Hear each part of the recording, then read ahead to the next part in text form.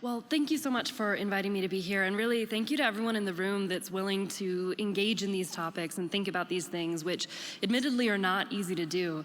So I'm hoping that with sharing with you some of my experiences in the way that I've been grappling with this problem and these issues in terms of supporting our trainees at Ohio State, I can give you a little insight into potential solutions that you can use to support your own learners.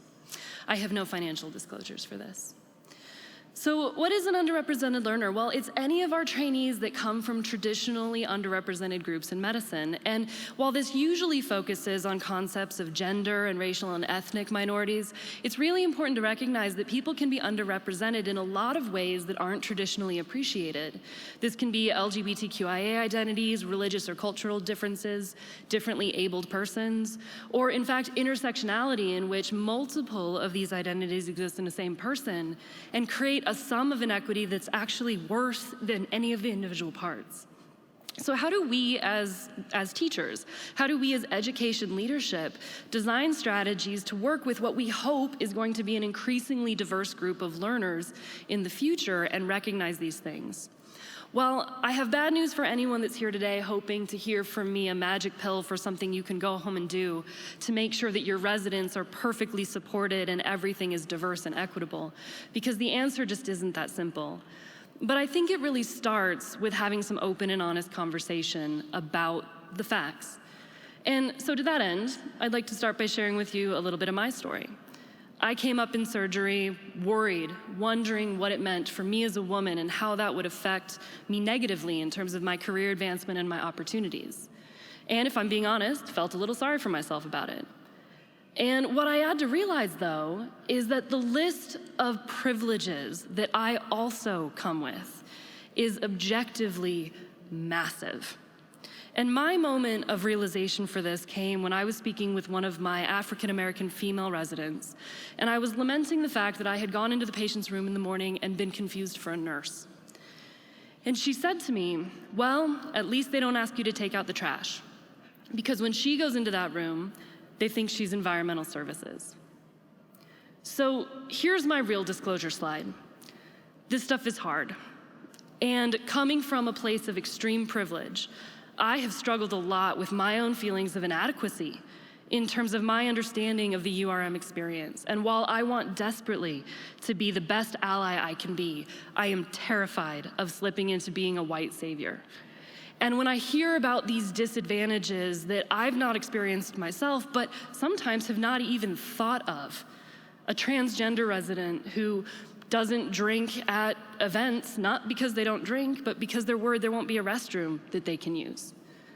A Muslim resident who's placed on an incredibly challenging clinical service during the month of Ramadan, not because we needed the coverage, because nobody thought that maybe that wasn't the right way to go. So when I hear these things, I'm embarrassed that I didn't recognize them, that I didn't do more about it.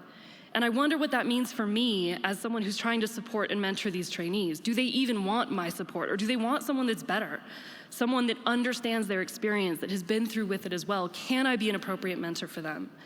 And the answer is yes, and not only do they want me to, but as someone who has privilege and who is in leadership and education within the culture and the system, it's my responsibility to get over myself and figure out how to do it.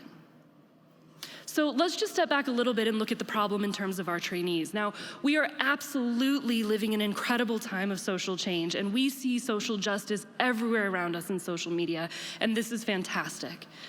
But don't be falsely reassured by this, that the fact that larger society is finally addressing these things means that we can sit around and do nothing, and that it will magically trickle down into our niche subculture of surgery, because it won't.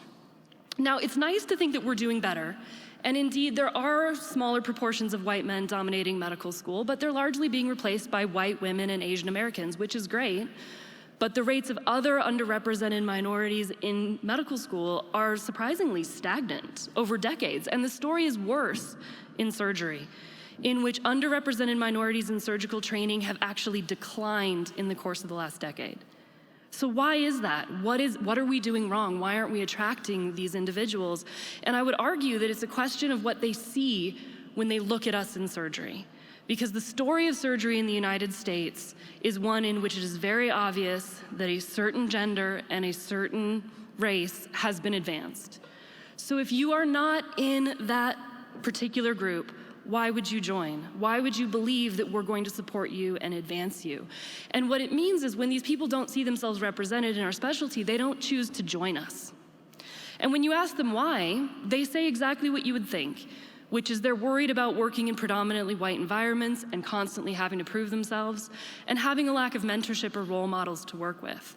And the brave few that do decide to forge ahead and come join us in surgery then face additional barriers. And there has been an explosion in literature lately related to DEI and the challenges for underrepresented learners in surgery in particular, but the conclusions of every one of these papers is exactly the same.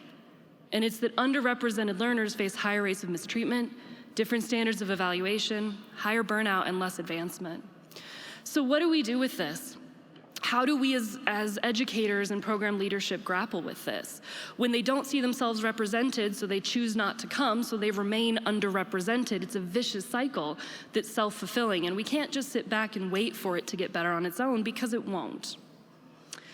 Now, fortunately, there are some tools that we can use, and we have to focus on active recruitment, and we have to recognize that we do not have the benefit of representation to help us with recruitment, so we have to think about it differently. And we have to attract these trainees in ways that surpass simple performative measures. Now, fortunately, there are a lot of ways that we can try to bring more people into our specialty. But it starts with recognizing that the way we traditionally evaluate applicants and medical students is inherently biased. There is a lot of data that shows that USMLE scores, letters of recommendation, even unstructured interviews are all associated with, at the very least, some unconscious biases towards our URM learners.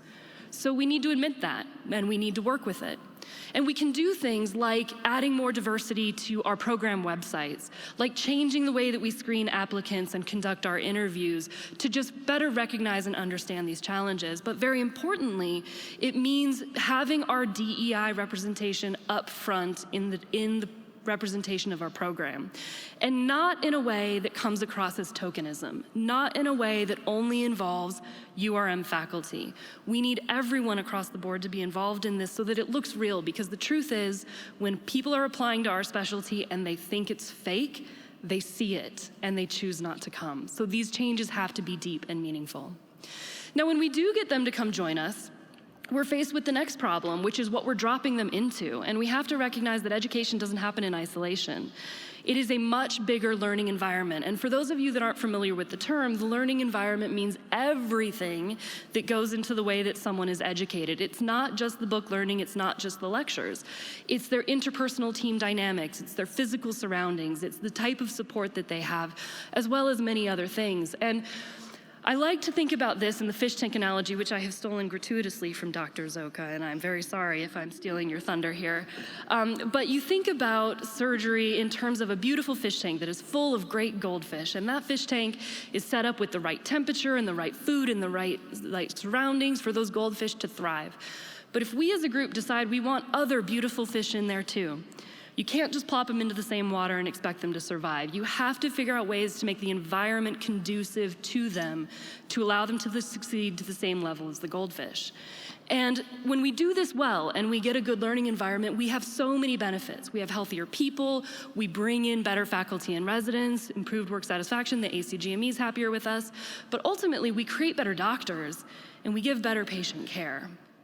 So we at Ohio State recently undertook a mistreatment task force on a GME-wide level where we were critically evaluating our own learning environment. And I thought we were doing pretty good, but that was not the case. And what we found is that the number of ongoing issues with injustices that our trainees were experiencing were massive. And it is not just the microaggressions and abuse that we hear about so frequently, but it's environmental things, it's problems with the reporting systems, feeling like when they bring up complaints, they don't know what happens to it, and this larger cultural sense that we don't care about their education because we care about money. And it wasn't just coming from one place. It wasn't just the surgeons, and it wasn't just the attendings. It was everywhere across the board, and it was universally worse for underrepresented trainees. So this is a hard thing to face, and there were so many issues that we came up with that it's almost difficult to know where to start. Because while we make recommendations for each one of these things that we identified, it almost felt like each one of them was so inadequate in the scope of the bigger problem. And is it just performative fluff? Is it just a drop in the bucket? Well, the thing about that is that drops add up. And while each one of these things that we're trying to do, each one of these discrete actions that we're taking, is not enough to fix diversity, equity, and inclusion in residency, the sum of each of them will eventually fill that bucket to a point that is heavy enough to make real cultural change. Now, unfortunately, this takes time. And when we talk about increasing representation in surgery, that will take a generation. And waiting for that as the only solution, or waiting for larger societal change to fix our problems, is not fair to our current trainees. So one way that I do think we can make meaningful impacts in the experience of our current residents is through rethinking the way that we provide mentorship to our URM trainees.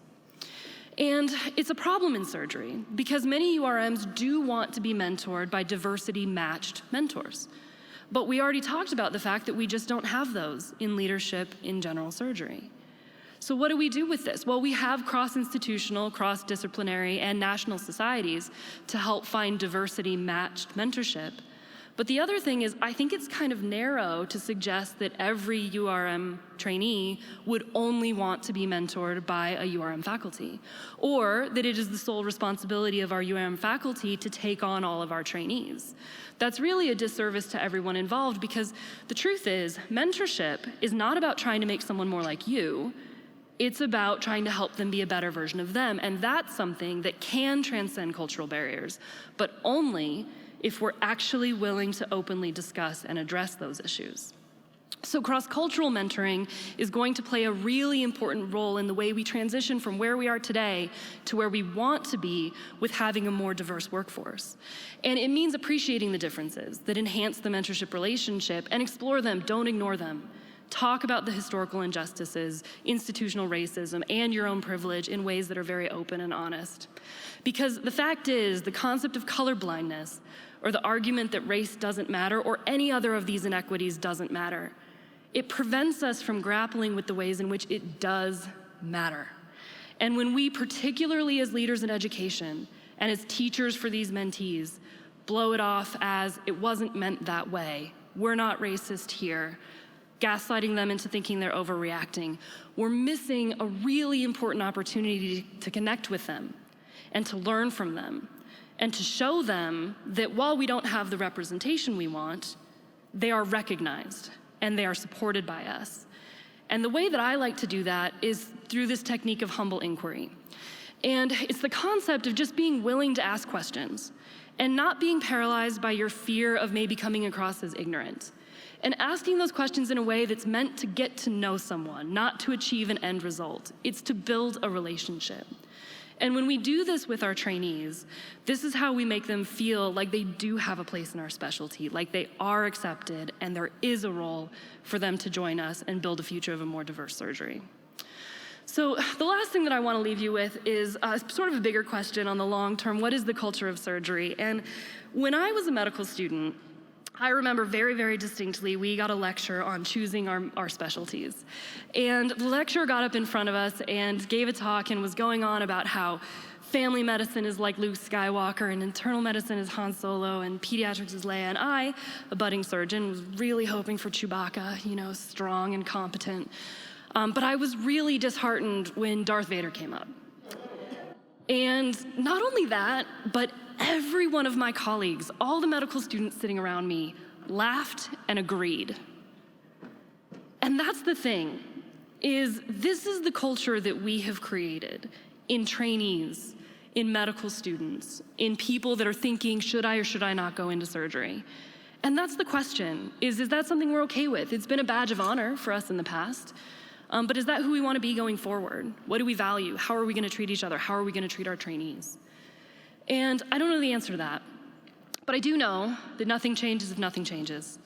And everyone here and everyone at your home institutions has the ability to make these small changes that will eventually add up to something that will help us create what we're looking for in terms of diversity. So I just ask that you try, because it's all you can do, and you will make mistakes. I have made many, many mistakes. But being willing to face that and being willing to be open and build these relationships and learn, this is how we actually get closer to achieving diversity, equity, inclusion for our surgical trainees. So thank you so much, and I really look forward to any more conversation.